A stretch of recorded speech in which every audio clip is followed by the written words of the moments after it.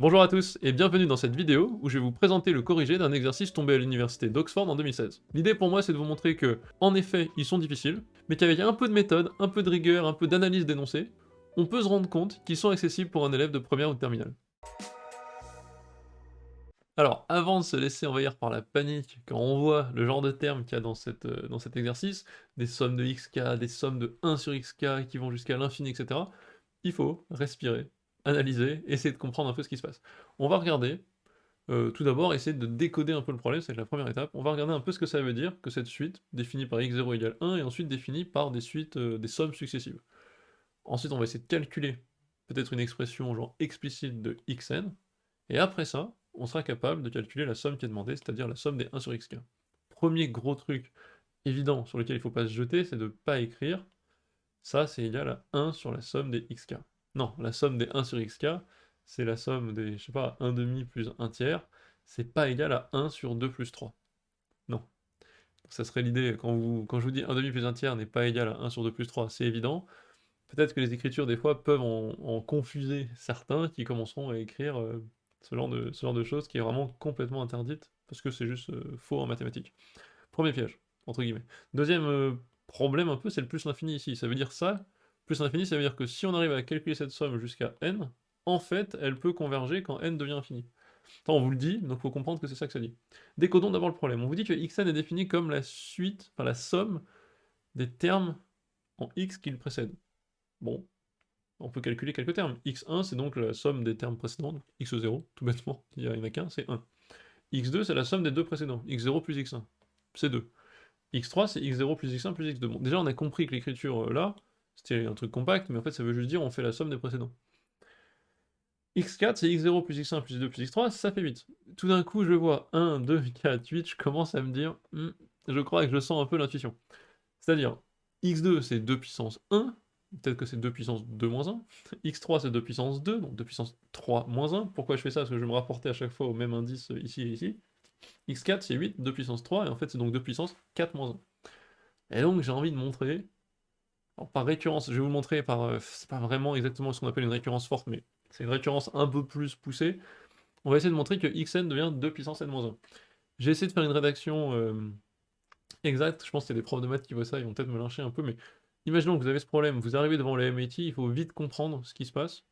Et si vous avez compris que xn égale 2 puissance n-1, quand vous voyez les corrigés officiels, en gros, vous, il vous l'expédie en 2 minutes. Moi, je vais le faire un peu de manière, une récurrence un peu améliorée, en gros. C'est pas en maths sup ou maths p, peut-être qu'il faudrait faire un peu plus de détails que ce que je vais faire là, mais voilà, vous allez comprendre l'idée très vite. Je vérifie pour n égale 1, x1 égale 1, donc on trouve quand x1 vaut 1, or 2 puissance, donc je vérifie les deux termes, or 2 puissance 1 moins 1, ça fait 2 puissance 0, ça fait 1, donc j'ai bien x1 égale 2 puissance 1 moins 1, ça marche. Hérédité, ce qu'on va faire, c'est qu'on va faire un peu une hérédité alors, générique, c'est que pour passer d'un terme à l'autre, cette fois-ci c'est pas p de n qui va impliquer p de n plus 1, il me faut la vérité de la propriété pour les termes x0, x1, x2, x3. Je veux dire qu'ils sont bien tous égaux à 2 puissance k-1. Et que l'ensemble de ces termes pour x0, x1, x2 jusqu'à xn, tous ensemble, vérifiant l'hypothèse de récurrence, vont pouvoir impliquer que ça marche pour le terme d'après. Bon, c'est un peu l'idée. On a donc, si j'écris donc quel que soit k entre 1 et n, sachant que x0 est fourni, hein, donc ça marche, xn plus 1 égale xn plus 1, c'est la somme de k égale 0 à n des xk. Je mets un peu un warning sign là, de faire attention à x0, parce que moi je connais avec ma formule de récurrence le fait que x puissance k c'est 2 puissance k moins 1, ça ne fonctionne que pour 1 à n, parce qu'en effet si je mets pour x puissance 0, enfin, x indice 0, ça ferait 2 puissance 0 moins 1, ça ferait 1 sur 2. C'est faux, x0 ça vaut 1, donc x0 ne peut pas être écrit avec cette formule. C'est pour ça que je l'exclus, ça c'est x0, hop, je l'exclus devant, donc ça vaut 1, plus ensuite la somme de 1 à n des xk, et que je peux écrire 2k-1. Je fais juste très gaffe à ce que j'écris. La somme entre 1 et n des puissances de 2 puissance k-1, quand je résous, en gros j'ai 1 plus 2 plus 3, 1 plus 2 puissance 1 plus 2 puissance 2 jusqu'à 2 puissance n-1, ça fait 2 puissance n, le nombre de termes, moins 1 sur 2 moins 1, ça fait donc 1 plus 2 puissance n moins 1 égale 2 puissance n. C'est démontré par récurrence. Et donc attention ici, il fallait bien mettre le x0 à part, sinon ça peut faire des problèmes. Et ça va être une des sources d'erreur qui va perdre 30% des candidats. Donc j'ai démontré ce truc-là. Maintenant, faisons le calcul de la somme qui nous est demandée. Alors, on va se dire, c'est simple, en fait. C'est une somme, donc la somme des 1 sur xk, entre 0 et plus l'infini. Énorme piège. Je sors, pour pouvoir exprimer le xk avec l'expression précédente, comme j'ai bien dit, xk pour n plus grand ou égal à 1, c'est 2 puissance n moins 1 pour 1 et plus. Je sors le x0, et je remplace ensuite pour la somme entre 1 et l'infini, xk par son expression. L'expression qui est donc valide uniquement pour les indices de 1 à n et plus l'infini. Donc je mets 1 plus ça.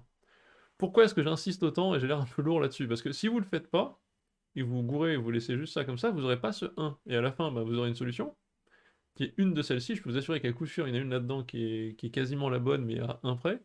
Vous aurez une solution qui est là-dedans, mais qui n'est pas la bonne. Faut faire très attention à ce petit détail, parce que sinon vous pouvez juste vous planter sur un truc très bête comme ça. 50% des erreurs, j'en sais rien.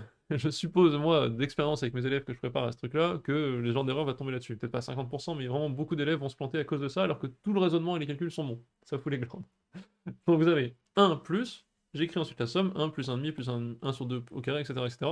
C'est une somme géométrique, avec raison plus petite que 1, elle converge donc vers 1 sur 1 moins q. Donc je remplace directement 1 plus 1 sur 1 moins 1,5. Et ça fait 3. Fin de l'exercice. Donc somme égale 3. C'est la réponse. Petite idée. Bon, alors en effet, il n'y a pas de somme qui est égale à 2, mais si vous oubliez ce petit 1 ici, dont je parlais là, d'isoler x0, à coup sûr vous allez trouver un truc qui n'est pas 3, et vous allez vous faire avoir. Soit paniquer parce que c'est pas la réponse A, B, C, ni D, ni E, soit trouver autre chose, et donc, même sans se rendre compte, ce qui est le pire, sans s'en rendre compte, dire ah bah c'est la D, et passer à autre chose.